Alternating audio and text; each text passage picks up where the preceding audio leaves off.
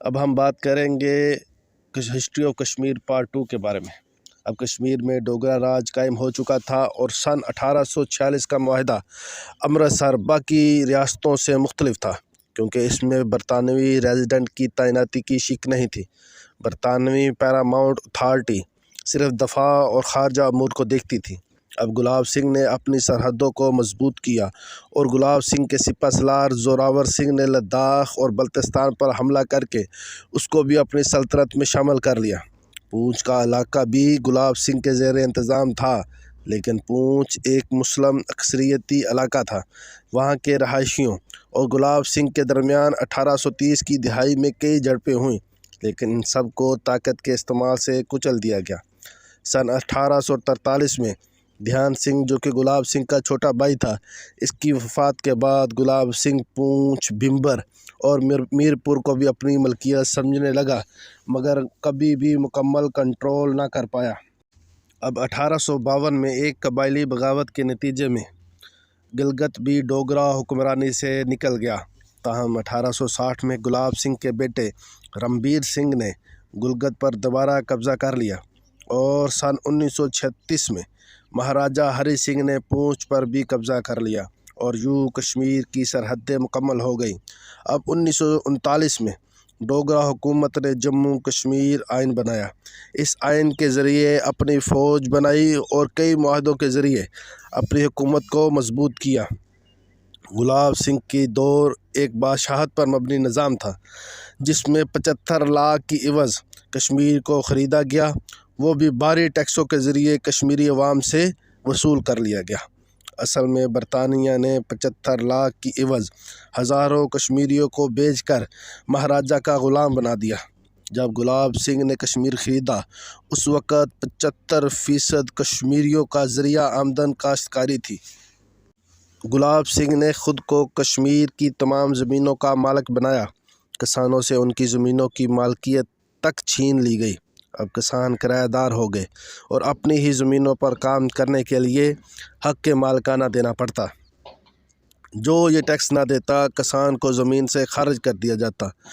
1931 سے ہی کشمیر میں سیاسی سرگرمیوں کا آغاز ہو گیا تھا۔ اس کے سرکردہ لیڈر شیخ عبداللہ تھے اور وہ مسلمانوں کے حقوق کے لیے کام کر رہے تھے، اور انہوں نے ایک جموں اور کشمیر مسلم کانفرنس کے نام سے ایک سیاسی جماعت کی بنیاد بھی رکھ دی تھی۔ سن 1938 میں شیخ عبداللہ نے سارے کشمیریوں کو ایک پلیٹ فارم پہ اکٹھا کرنے کے لیے مسلم کانفرنس کو نیشنل کانفرنس میں بدل دیا۔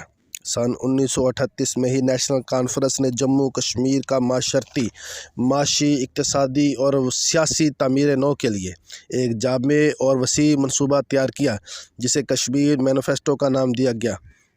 جاگیردارانہ نظام کا خاتمہ، بیگار سمیت تمام محصولات کا خاتمہ، کاشتکاروں کی خوشحالی اور کاشتکاروں کو مالکانہ حقوق دینا شامل تھا۔ مہاراجہ گھبرا گئے۔ اس نے 7 ستمبر 1939 کو جموں اور کشمیر کانسٹیٹیوشن ایکٹ متعارف کروایا۔ 1940 میں نیشنل کانفرنس نے ایک نیا لال پرچم متعارف کروایا، جس پر ہل کا نشان بنا ہوا تھا، جو کہ کسان انقلاب کی علامت تھی۔ سن 1941 میں غلام عباس نے مسلم کانفرنس دوبارہ شروع کی۔ اب نیشنل کانفرنس اور مسلم کانفرنس دونوں نے سیاسی سرگرمیوں کا آغاز کر دیا۔ سن 1943 میں بغاوت کے خدشے سے مہاراجہ نے آئینی اصلاحات کے لیے ایک کمیشن تشکیل دیا۔ سن 1944 میں نیشنل کانفرنس نے سالانہ اجلاس میں نیا کشمیر منشور جاری کیا۔ اس منشور میں شہریت، قومی اسمبلی، کابینہ، قومی زبان اور بنیادی حقوق کی ضمانت، میڈیا اور آزادی اظہار رائے جیسے موضوعات کی وضاحت کی گئی۔ اس منشور میں قومی اقتصادی منصوبہ بھی شامل تھا۔ 2 اکتوبر 1944 میں مہاراجہ نے ڈائی آرکی یعنی 2 خود مختار نظاموں کے ذریعے حکومت کرنے پر راضی ہو گیا۔ سن 1946 میں شیخ عبداللہ نے اپنی ایک تقریر میں کوئٹ کشمیر تحریک کا آغاز کیا، جس میں مہاراجہ کو کہا گیا کہ وہ کشمیر چھوڑ دے۔ 19 فروری 1946 کو برطانیہ کے انڈیا امور کے وزیر لارڈ پیتھک لارنس نے کابینہ کے 3 وزراء کو انڈیا بھیجنے کا فیصلہ کیا تاکہ انڈیا مسئلہ کا حل تلاش کیا جائے۔ 24 اپریل کو یہ کیبنٹ مشن سری نگر پہنچا تو شیخ عبداللہ نے ایک میمورنڈم کے ذریعے اس مشن سے درخواست کی کہ 100 سال پہلے جو برطانیہ نے کشمیریوں اور ان کی جائیدادوں کو راجہ کو بیچا تھا، اس فیصلے کو واپس لے۔ 12 مئی کو اس میمورنڈم کو کیبنٹ مشن نے پاس کر لیا اور ریاست کے وہ حقوق جو برطانوی تاج سے رشتے کی وجہ سے حاصل ہیں ان کا وجود ختم کر دیا گیا۔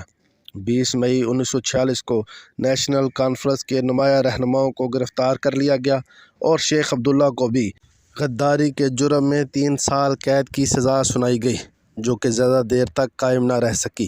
اب مہاراجہ کے پاس 3 راستے تھے: انڈیا کے ساتھ الحاق، پاکستان کے ساتھ الحاق یا پھر خود مختاری۔